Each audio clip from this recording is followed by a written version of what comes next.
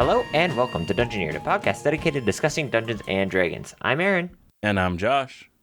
Let's do this. All right, Josh. So, as we just kind of talked about a little bit, I am finally back home after almost 5 months of being away from my home. So I decided for the Lukewarm Open for a random object today, which I don't know if it counts as an object or more of like a concept, but how would you add like a home or home in D&D to make it interesting, different, exciting, new, not just the basic like manor house or whatever? What would you do? Well, so I would take a lesson out of like homes that you receive in video games. Like the ones that are the most interesting Like, are the ones that have customization options. Breeze Home in Skyrim? Yeah, like I mean, I think those are still a little limited, but yeah, anyone where you have some sort of customization. So maybe it's like I would have villagers that would be like, "Hey, we don't have any like gold to pay you, but we could build you a house here. Like we have lumber, we have people that are willing to work, like, and so do that as a quest reward, and then have them be like, okay, well you can make it like this, and then they get to design it. So have the party have like an entire custom design, whatever they want to make type thing. Mm-hmm.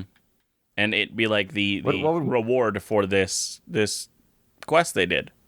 So, okay, let's say that they didn't have an option to customize and you were going to make it for them. How would you make it interesting? Or if you were a player, what would you do to make it interesting? Well, I would do kind of what you did, where there would be things that they would later discover about the house, like, oh, it was owned by a witch, or it used to have these things, and so you slowly figure out more about it, whether it's haunted or like just have some more things that they can learn. So reward them for going back. Maybe even do like what like Fallout does, where it has like a well rested bonus. If you rest in your house, like they get a little bit extra XP if you're doing it XP based, or like maybe give them temporary hit that's points. An interesting idea. So do like a bonus for resting in your house. How would you do that? What would you do for that? It would probably be 10 hit points for me. Like 10 hit points or more. How? Yeah, I think it would go up based on your level. Is good. But yeah, 10 is probably where it started at, and I think that would be because I like the games that don't just penalize you for not doing something, but they incentivize you to do it. Like Fallout. That's a great one where they're very good about, like, you could play the whole game and never sleep in a bed, but you would get a well rested bonus and gain extra XP if you did.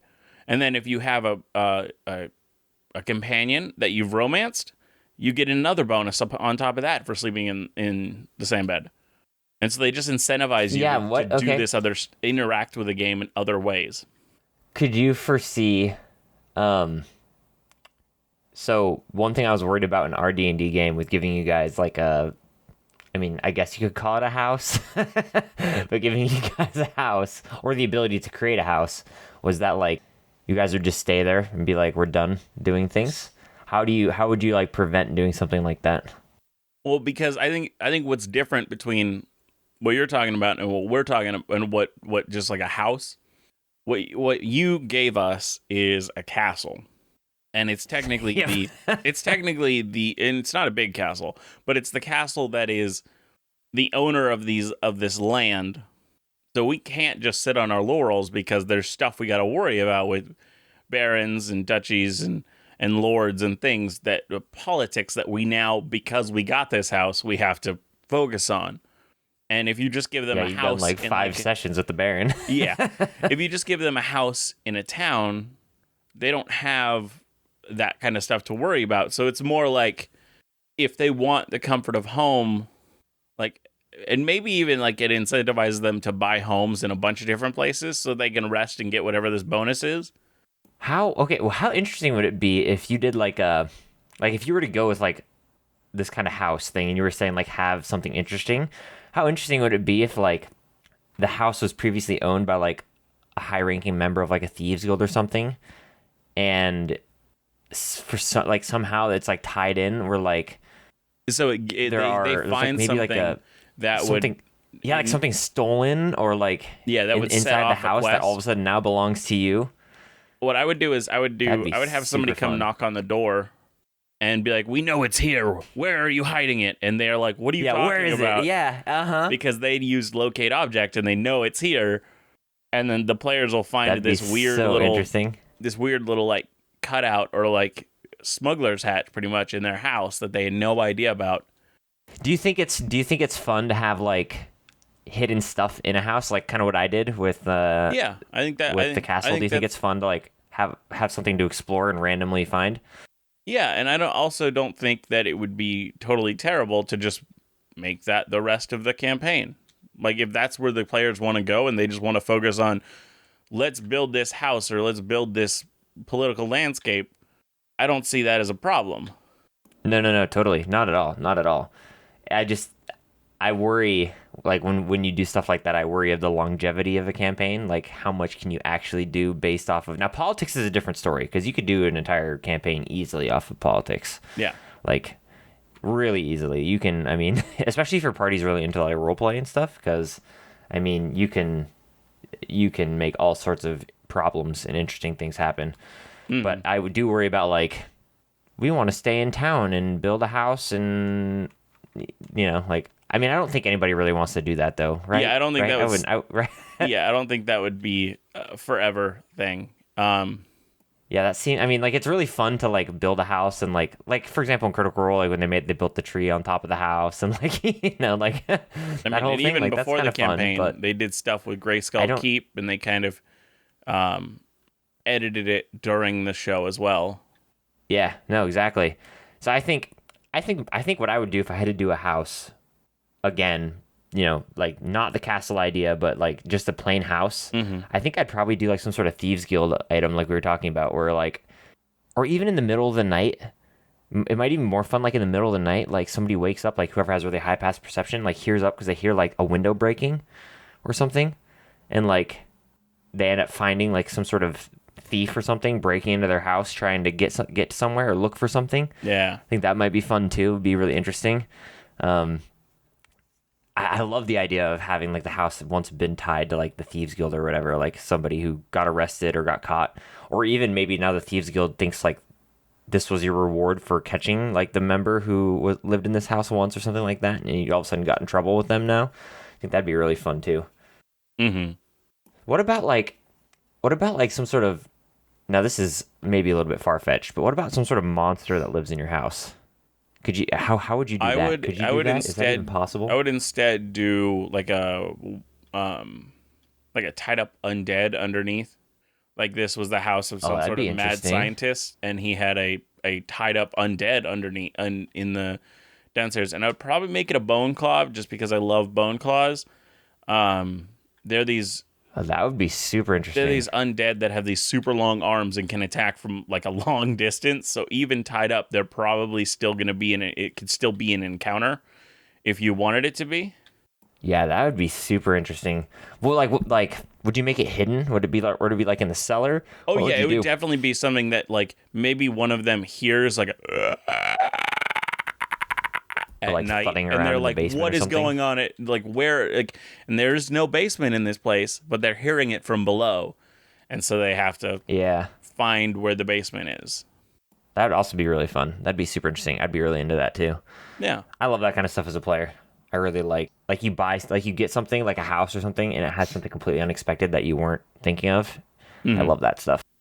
All right, well, I think that's it for the Lukewarm Open. That's all I got for today. Yeah. Well, that was a good Lukewarm Open. I liked it. Yeah. I'm really excited to be back home. It's really nice. Well, for this week, we're going to sort of pick up where we left off last week. Ooh, remind me again. Do a refresher course. I do. I have it all written. For those of you who didn't listen to last week's episode, during our creation period after the topic, we began to create a monster hunting guild, only to realize, wow, this is super cliche, and everything that we're trying to do just feels like already been done. Yeah, I remember this. And so we wanted to create something instead. So we created this ghost hunting group and related it to the ghost that we'd created previously in episode 40 on the Burning Man. But we still wanted to create this Monster Hunters Guild. And so we said, hey, we'll come back to it next week. And Now it is next week. And so I looked Is this sad that I forgot? Is this sad that I forgot that we were going to do that? Kinda. This week? So and one of the things that I think we either have to just accept that, hey, some of the stuff we're going to create is going to be an overdone trope, but having a Monster Hunters Guild is so important that we would be okay with some of these, what feels like tropes, just because so many things have Monster Hunter Guilds. And so I think that's just what we're going to have to accept for this week.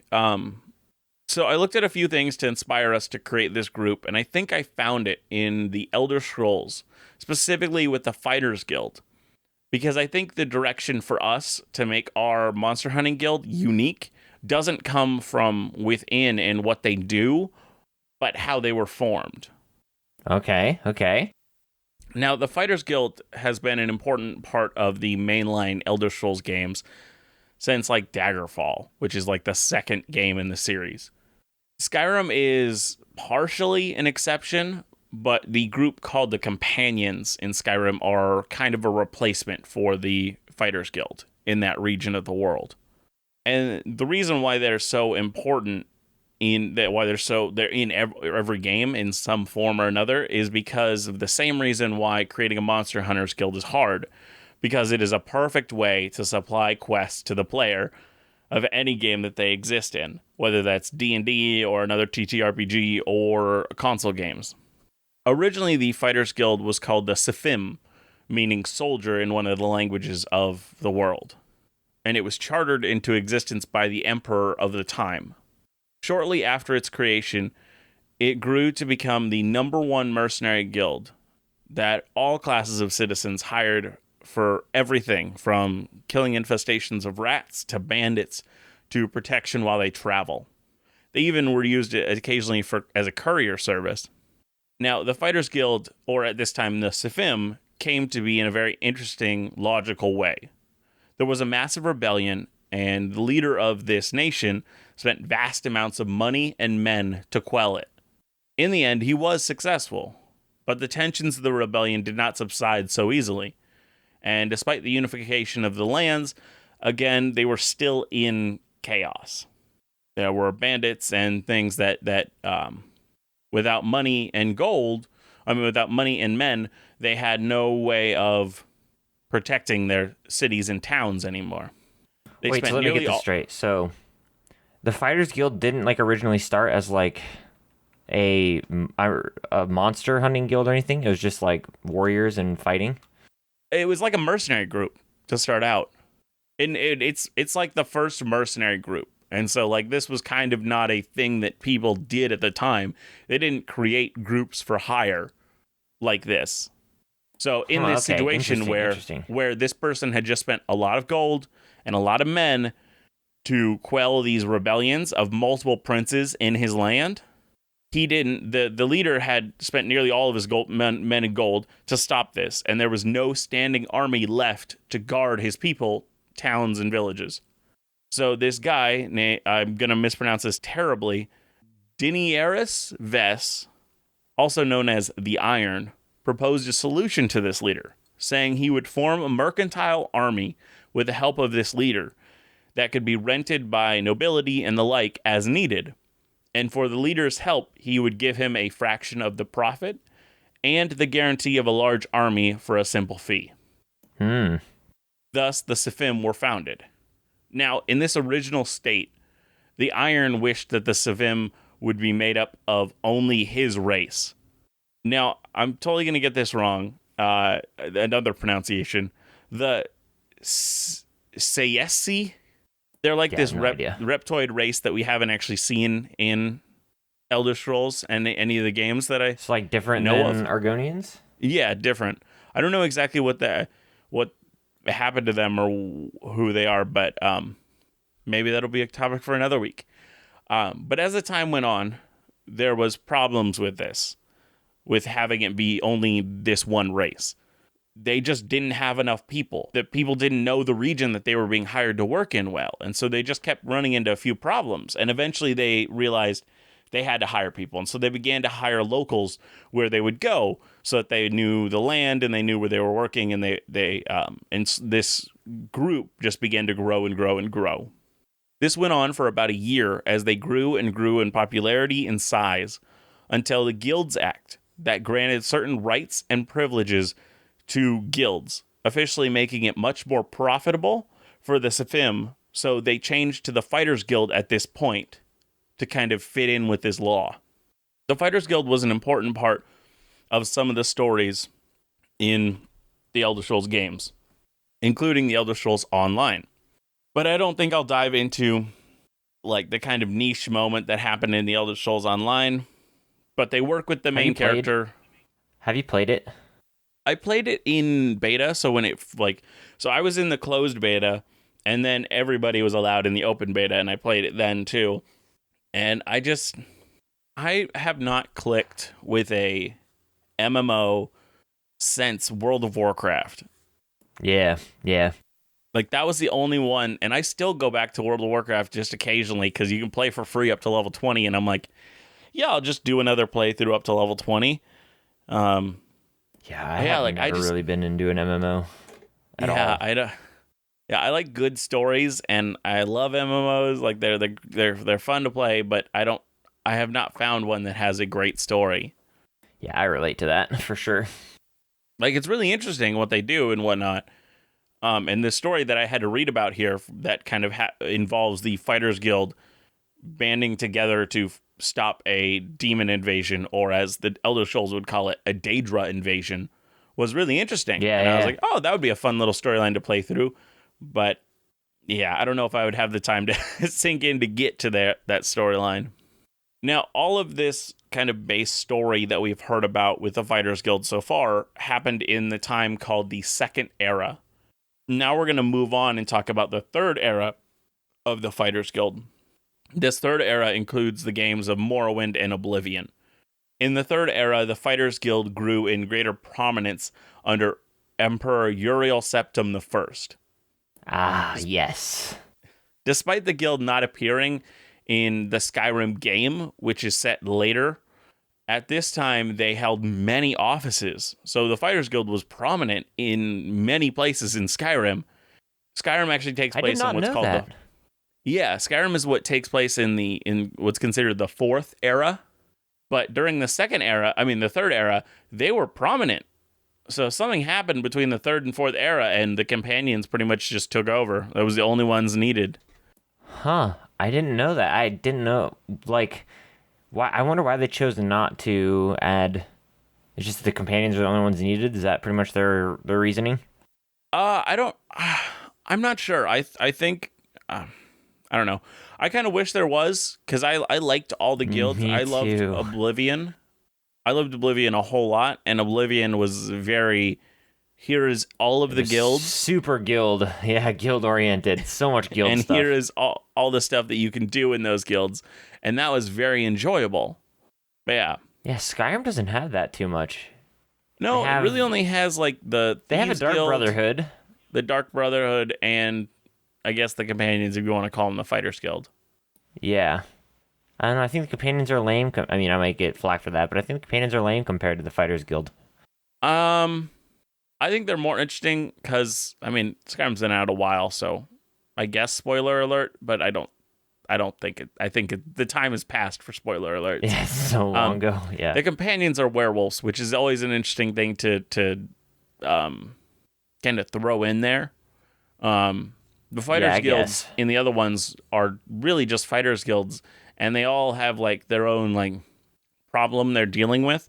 Like in the this Third Era, there was a problem with corruption amongst the Fighters Guild in the province of Morrowind. And this corruption was so ingrained in the upper echelon that an outside source, the player character from Elder Scrolls 3, is the one to actually execute the leader of the Morrowind branch of the Fighters Guild. That's even a really fun D&D idea, honestly. Mm-hmm. You could probably run like an entire little campaign about taking fixing corruption in a Fighters Guild. That'd be really fun. I think that'd be super fun. Now, I really like what they did in Oblivion more. Now, the Fighters Guild in Oblivion had to deal with a very interesting problem. They had a fellow mercenary group that operated in the same region called the Blackwood Company. Yeah. One of the defining features of the Blackwood Company is that they wouldn't shy away from a task, no matter how corrupt. These are the quests that the Fighters Guild normally rejects. And so when the Fighters Guild rejects it, the people would just go to the Blackwood Company and hire them instead. So the Fighters Guild hires someone to investigate this group. And when they do, they learn that they are actually hurting this sentient race of tree people and collecting pretty much their blood for its magical properties. Upon discovering this, the Fighters Guild declares that they must execute all members of the Blackwood Company. And they do. And which stops the Blackwood Company and makes the Fighters Guild in Oblivion without rival in the area. And I think love that's the Fighters line quest line. I think that's really interesting, and I would probably do it the other way around, where I'd have the Fighters Guild have someone go investigate the Blackwood Company, only to find out that the Blackwood Company is like partially good, like they're not all evil, like they're doing, like maybe their overarching goal is great, and they're just making money however they can for whatever that goal is. Yeah, I mean, that could. I mean, like if we're talking about. I might do it like how they are mostly refugees, and they have they take in refugees as they come in, and they try to make enough money that they can support this now refugee camp of theirs. Yeah. And so the only jobs they're getting, because none of them are, because they're technically not of this nation, they can't sign up to be in the Fighters Guild, something like that, have that kind of a storyline. So they create their own mercenary group. And the only jobs they're getting are these ones that the Fighters Guild is rejecting. Have you ever, and this is on topic, but have you ever done like a D&D campaign where like the party made their own group, like their own adventurers group? You were starting to do that.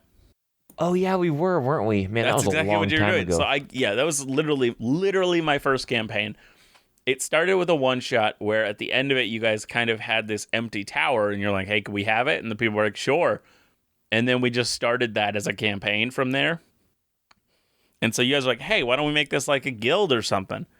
And so that's what you guys were doing. Oh, yeah, that is that. I totally forgot. That is kind of what we were doing. Yeah, do you like that? Do you like that kind of thing? I love that. I would love if a group of players would be like, hey, we want to do this as a campaign. Like, we want to run a guild, or we want to do this. I would love that. Like, one of the things that I saw on Reddit a long time ago now, a few years ago, was the idea of all of the players being owners of this kind of multi-dimensional tavern. And so this tavern lives in like a pocket dimension, and it has doors in a bunch of the nations on the normal plane. And so okay, they were like, this is what we want the campaign to be. And the DM was sent this thing on Reddit saying, hey, what are some sessions or encounters or arcs that can happen in here? And it sounded like they kind of wanted it to be like almost like a sitcom, where there's like each episode is its own isolated problem that then is solved and then goes in and then on to the next session, which could be really fun. That's pretty funny though. That's pretty good. That's pretty funny. Like one session, so like somebody runs from one door out just across the tavern out the other one, and then guards follow, and you're like, what's going on? You got to figure it out. And like and all the suggestions in that Reddit post were actually really interesting. And I was like, oh man, now I really want to do this. And there was like stuff about border crossing. Like, hey, you can't just let people come in one door and leave another, because technically they're crossing borders, and like it's a whole thing. And so then they would have to like there's all this stuff they have to deal with, and it would just sounded really cool. That's really interesting. What would you be interested in that as a player? Like, would you want to play in a campaign like that? Oh, I would love to run a multi-dimensional bar. That's so funny. But I also would like the random minutia of, okay, we have this much gold. How much beer and alcohol can we get? How many customers do we have? Like, figuring that out would be fun for me, and that's not fun for a lot of people. Yeah, no, I mean, you're kind of sort of doing that a little bit in my campaign right now, in a tiny way, in a smaller way, but Yeah. Well, not in a way, probably in a bigger I mean, way. I would love if you would like break down all of like our resources. You have this much wood, you have this much stuff. Figure out what you want to build. Like building. Yeah, literally do if it you want to like build this. Age of Empire style, like you have in the top corner your wood, your gold. Pretty much, if you want to build this building, it's going to require this much wood, this much thing. Like, oh, if you want to make this giant statue, that's going to cost this much bronze and then this much gold on top. That'd be interesting. That'd be fun. I might have to think about doing something like that actually. But even if it was just like, yeah, I don't want to make you have to do too much work, but also like that is very fun for me. No, I mean, that might be something that I might think about. Because then thinking of like, I'm not how sure do you where I increase want it. your production of wood? I'm not sure where I want it to go. Yeah. Yeah, I'm not sure what I exactly want to do with the castle that you guys are doing, because it's a big part of it's a big part of the story, obviously, because you guys want to do stuff with the castle, so it's a pretty big part of it. But like, I'm still unsure of like exactly what I want from it. Yeah, and we just met how I want to run like the people. Building and creating towns and stuff. Yeah, like how do I want to change? Yeah, I'm trying to explain it a little bit for the listeners who don't know exactly all the background. Yeah, and we just met that group of like orcs and goblins and kobolds, and those are not normally accepted races in this area of the world. So like us befriending them and like building them a town nearby and being like, those are under our protection, I think that'll be a very interesting thing to explore. Yeah, because clearly the Baron above us does not like them, and we're like, nope.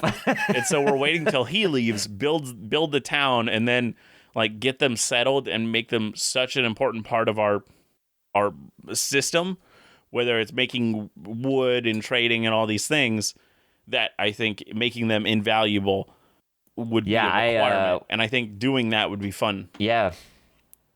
When I made them, I wasn't sure if you guys were gonna like try and get them to join your group. I wasn't sure if you guys were gonna like just say like, hey, you gotta go. You can't be here. But no, I think that having them join us is gonna be a fun thing to explore. No, for sure, absolutely it will. Yeah, they're also very unique.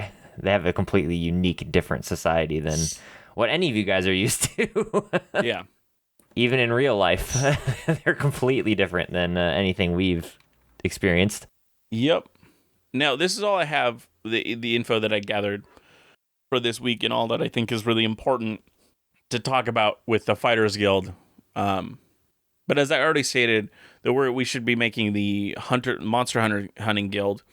And I said it earlier, I don't know what your opinion is. I'm not sure what your opinion of it is. So to create a unique monster hunting guild, instead of looking at trying to make the parts of it interesting or unique, because so many different things have been done with witchers and things like that, why don't we look at a weird way that they've come into existence? Okay, yeah. I mean, I like that. I would love to still try and think of something to do that's a little bit unique, definitely. But it might help coming up with... But yeah, at least give us time to think, because I think... Yeah, like the way that this Fighters Guild actually started as like a mercenary group, and it was one of the first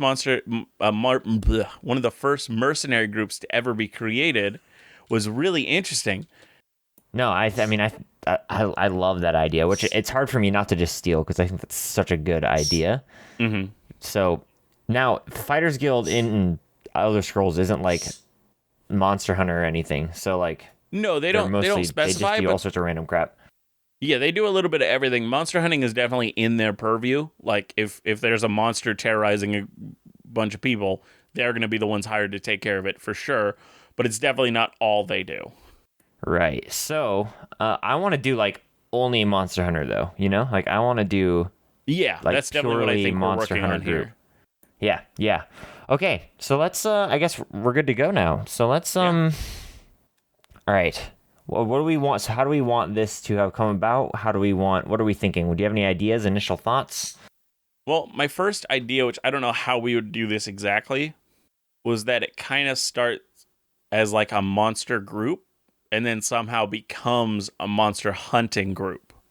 So I was thinking it might be like some sort of like like orc, hobgoblin, like those kind of like the humanoid sentient quotation marks what society might call monsters. And they create this group saying, hey, we're gonna like prove we're gonna like you can hire us to go hunt these things, showing that just because we might look alike or to you look alike, we're not the same as these monsters. Interesting. So like goblins and stuff like that. Yeah, any creature trying to prove that it's not the same. And maybe even like eventually like it gets weirder. It starts as just these basic like orcs and whatnot, and then it kind of becomes like other sentient monsters that are definitely like that definitely aren't normally seen in a city. Like you get like oh gosh, You have I'm like forgetting a what those giant are. or a cyclops. Androsphinx and Gynosphinx and like Cyclopses, yeah, just like literally more and more weirder and weirder creatures are like, hey, like, so all we got to do is prove that we're not by hunting a few other monsters. Yeah, sure, we'll do that. And so like slowly it just grows into this huge group of just monsters hunting monsters, as people would call it. Okay, I think that's really funny. I think that's really awesome. I like that idea a lot. Do you see like, I mean, I don't want to say normal humanoids, but do you see like Yeah, it's hard. humans, elves, dwarves? I was trying to avoid saying anything, and I'm like, even some of the things I was like, I didn't mean to say that exactly that way. Yeah. Yeah, but like I guess yeah, elves, humans, dwarves, do you see like them being a part of it too, like eventually? Yes, I do. I think depending What if on whatever nation it's in, I definitely think there are some nations or groups that are still like, we don't trust you. But I think of the nations that do, whatever their residents are definitely accepted members. Yeah, no, okay. What if we did like it started there's a part of me that wants to do like there was one goblin, like one or like, one of like a goblinoid, I guess, and then like a humanoid, and those two were like together and not like a couple or anything, but like we're friends or whatever or Why partners not? in, Why not a couple? like as they could be. Yeah, I mean, whatever we want to do really. But I like the idea of like they ends up because this goblin or hobgoblin or whatever or orc is in this like mercenary company or something, they can never get any kind of work or job, or they're discriminated against or something like that. And so it causes them to kind of like create this organization that is like monsters hunting monsters. I think that's so interesting. Okay, so what I'm thinking, I don't think I'm really creating much here. I'm just going off of what you said. So there's two people. One is like an elf, and the other one's like an orc. And Right. wherever they go, the orc keeps getting discriminated against. Right. And so like even though they're trying to just be just basic adventurers, people aren't willing to hire them because one of them is an orc, and they hate this. And so they go and they try to create. Oh, okay. I kind of want it to be a failed village. So they start trying to create just like a home where everybody is accepted, but something happens and the place gets like destroyed. And so the only people left all like want vengeance. And so they kind of become this mercenary group fighting against whatever killed their families. And then that kind of group turns into this monster hunting group. See, yeah, I like this a lot. I'm thinking, like, do we want to make it more than 2 people to start? I mean, how many Do people we are you want to thinking? make it like I don't know, like a classic D&D adventure party, like 4 people? 3 or 4 people? I mean, how many of them are quotation marks monsters? I don't know. And how many of them well, there's are- also Is it like There's also a one, part of me that I like one won't- elf and then the rest are like orcs, hobgoblins, goblins? that's kind of there's a part of me that wants to do only one. And Yeah, it's I like only one. only one, and like the other three are And elves, I think dwarves, this one. human. Oh, you're saying only one monster? Well, yeah, that's what I was originally thinking. Okay, I was thinking the other way around. Only one, not, and I was thinking this one would be like super innocent and not even like realize the prejudice that the rest of the world has. and I think Okay. that's part of the stuff that they have to go through, and they're just like, oh yeah, dude, come on inside. And he's like, I'm not going to be accepted in that bar or tavern. Like, I can't just walk in there. And he's like, no, it'll be fine. Come on in. No, and like they have it'll be totally fine. and the people are like, hey, we don't serve his type here. And like, it's rough, and he has to learn. He's like, I told you, like, you have to listen to when I say these things. Like, they do not accept. And so this person like has to like learn that just because you accept these people doesn't mean the world does. Yeah, no, okay, sure. I like that. I like that a lot. So three like goblinoids, I guess. You know, hobgoblins, orcs, whatever. Yeah. Okay. I'd probably have it I would like one of each. So we'll have one bugbear, one hobgoblin, one goblin. Okay, yeah. So okay, what's their story then? What's their story then? How did they end up in like an adventuring group? Did they get kicked out of their goblin tribe? Yeah. Did they do something that was? I think they began like they cared Or about did they, different like, things save than this- the colony did. Did their tribe like try and like they wiped out a village and then these three like saved this like kid and now he's part of their adventuring group? That's awesome. And so they took this kid in as like when he was really young. Yeah. Yeah. Oh, that's Like they that's saved him and they got kicked out of their like group. okay. That's cool. That's cool. So they saved this kid. Yeah. Yeah, they saved this like farm boy, like farm kid, right? Like their group like ransacked and attacked a village, something like that. And they essentially saved this kid. So I kind of want this kid to be like one of those like classic D&D heroes where it's like, yes, they found you as a farm boy, but technically you're the child of this great hero. Oh yeah. No, absolutely. Yeah.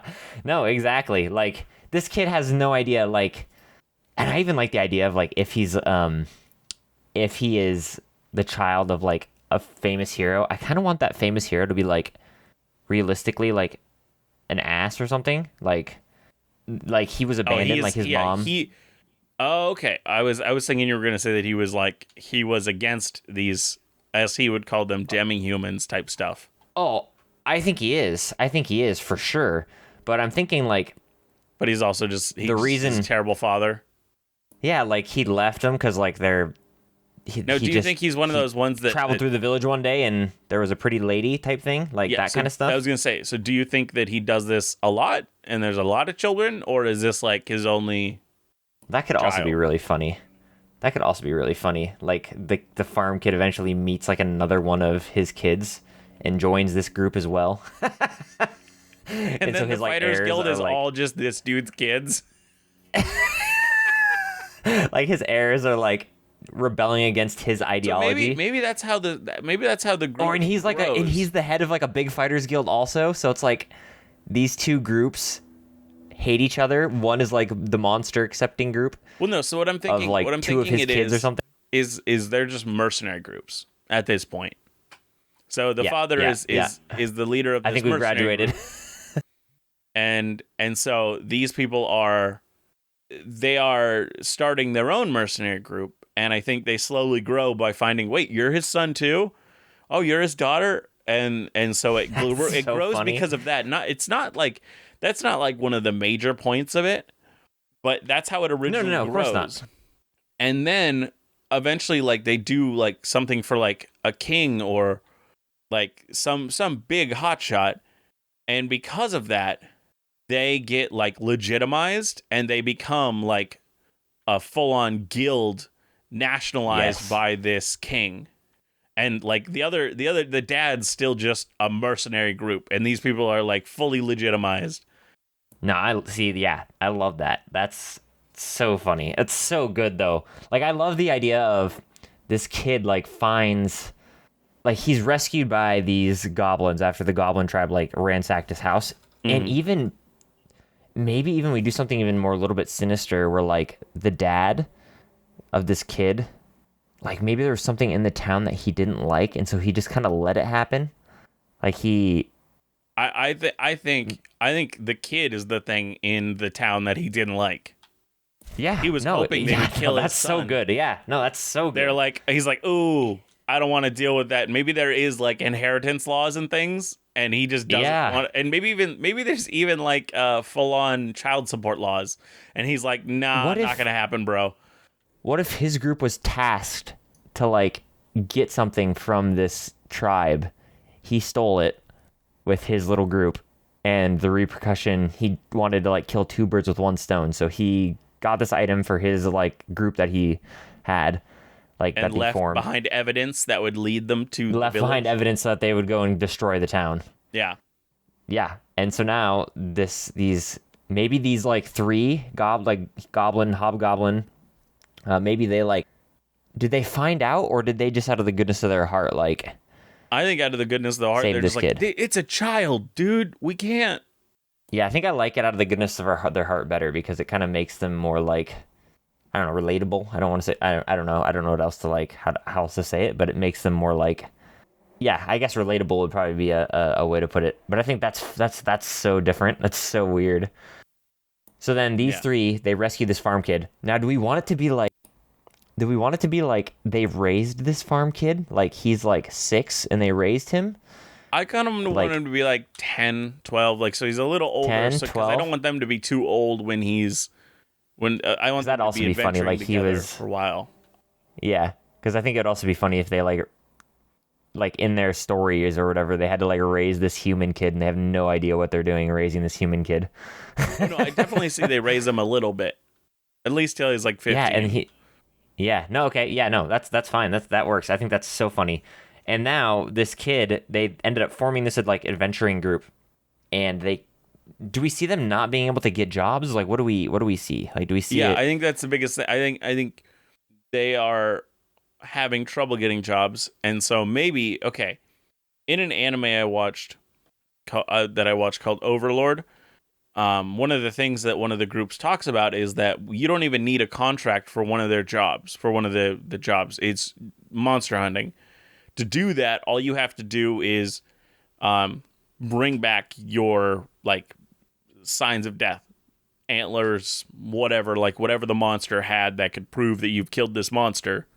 And so some groups, instead of just getting jobs, will just go out around the town and kill these monsters. Okay. And so that's what they do. They because they can't get jobs, so all they're doing is these jobs that they technically don't have to have a job listing for. So now here's a funny thing. Do they like? So they're killing these monsters. Do they like?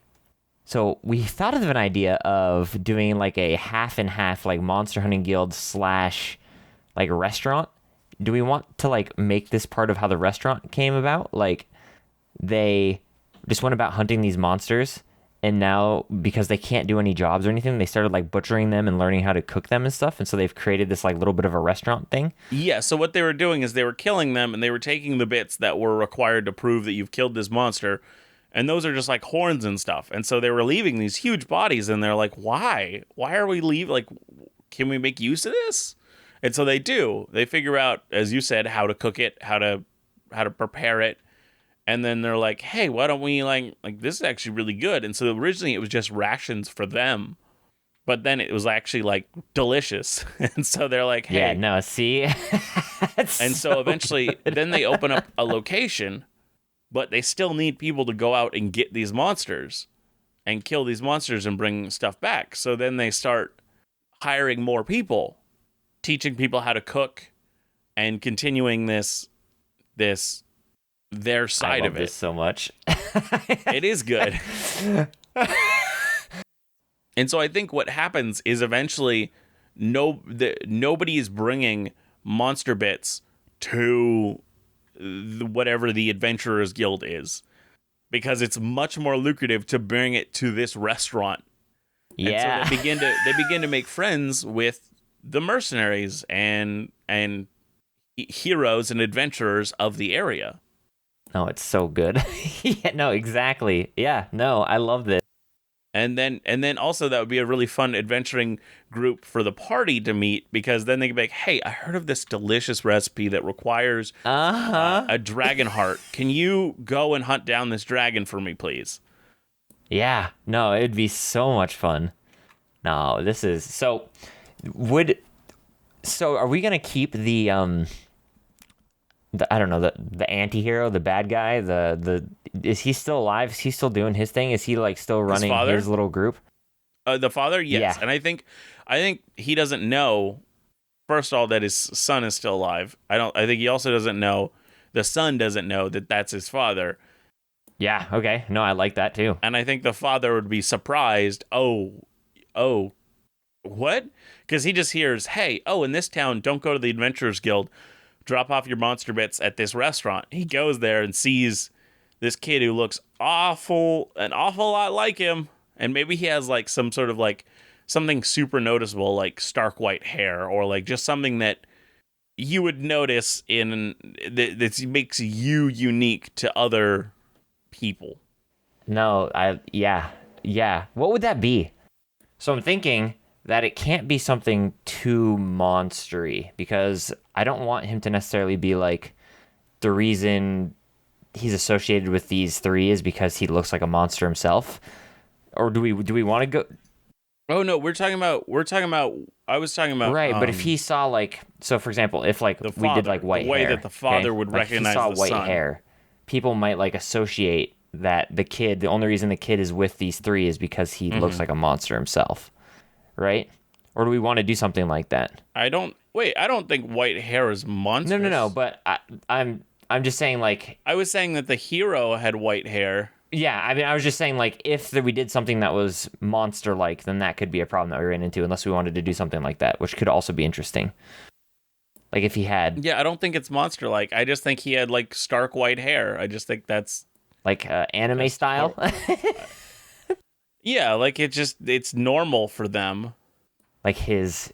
Okay, and that's how he, like, he'd find, like, another kid who has stark white hair and be like, wait a minute. I don't know how, like, I don't think it would be immediately assumed. I also think that the kid doesn't know his dad. So the kid doesn't know anything about who his father was? Yeah, that his dad, he eventually learns it. I think at this point, all I was going to talk about was just that the father would be like, wait a minute, who's your mother? Okay.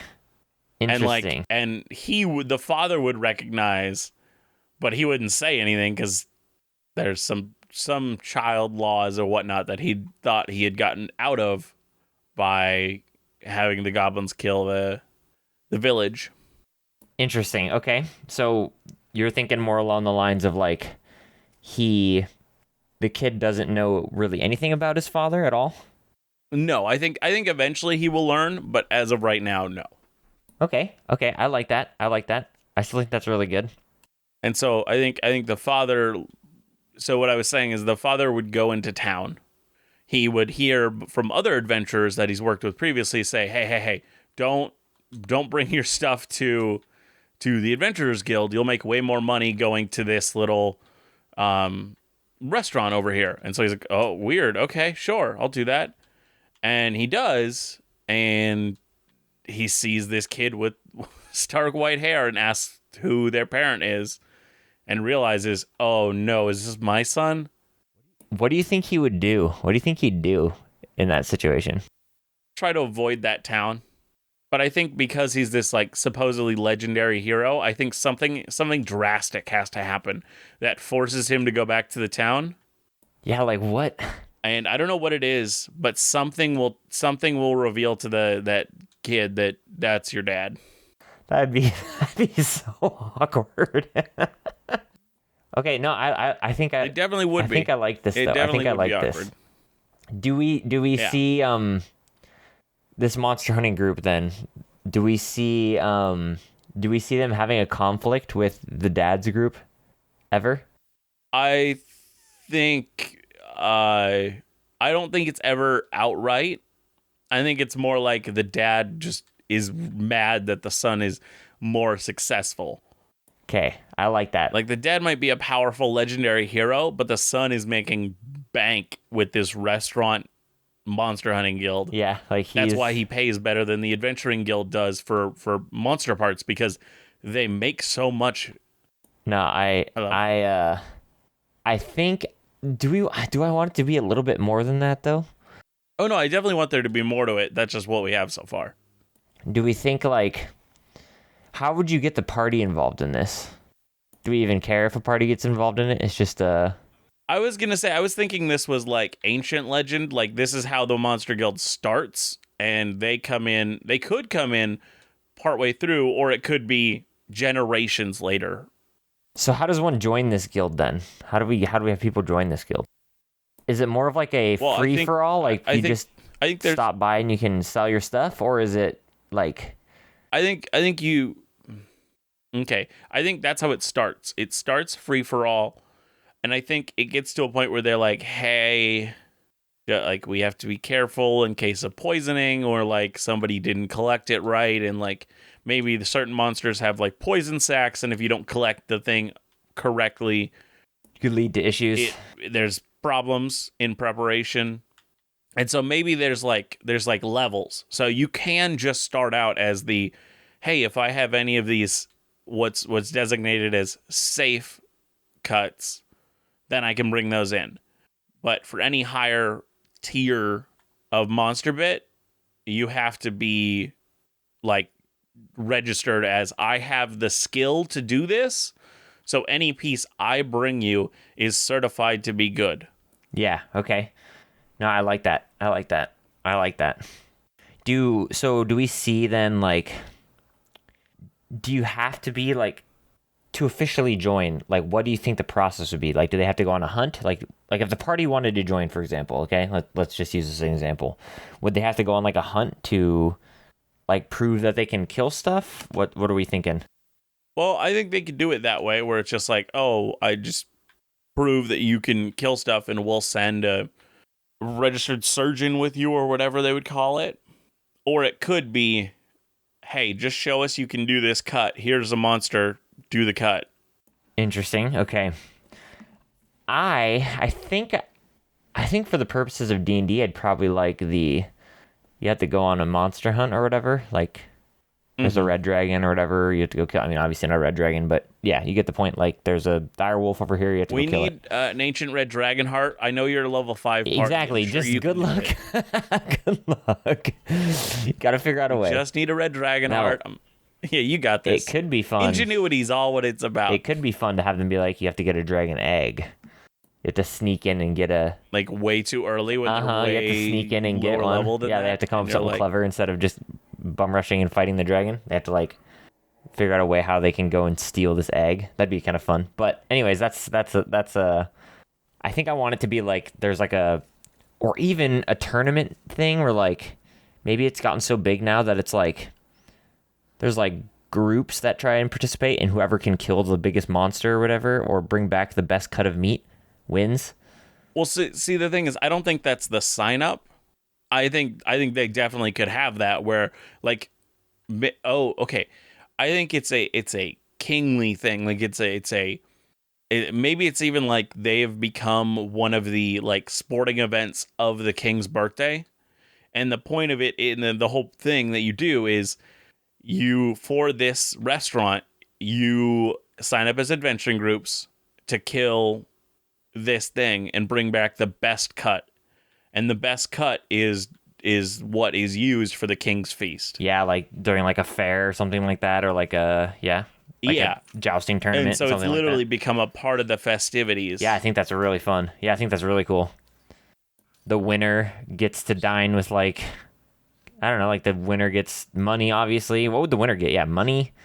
I would say money and then acceptance into higher parts of the guild if they want it. Yeah. If they don't, then that's fine. And that could just be a really fun thing the party does randomly if they wanted to even explore anything like this.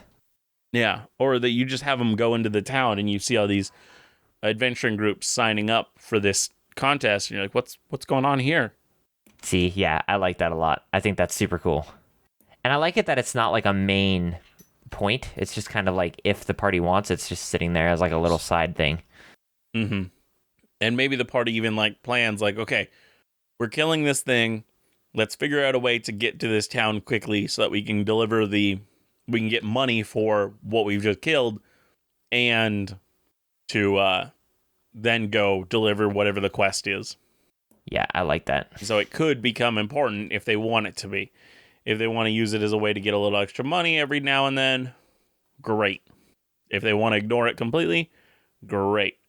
It just fleshes out the world. Yeah, it's just like a little treat, just like a little world building thing. Yeah. No, I like that a lot. Now, what is this restaurant group called? Boy, that's hard. It's a very hard one. I don't know.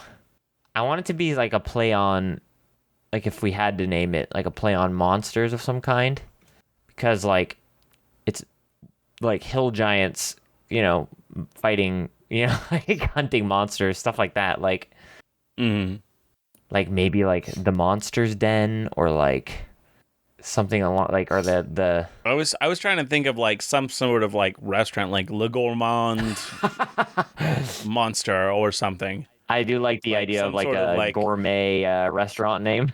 Yeah, gourmet. Yeah, that's what I wanted it to be. Some sort of gourmet monster.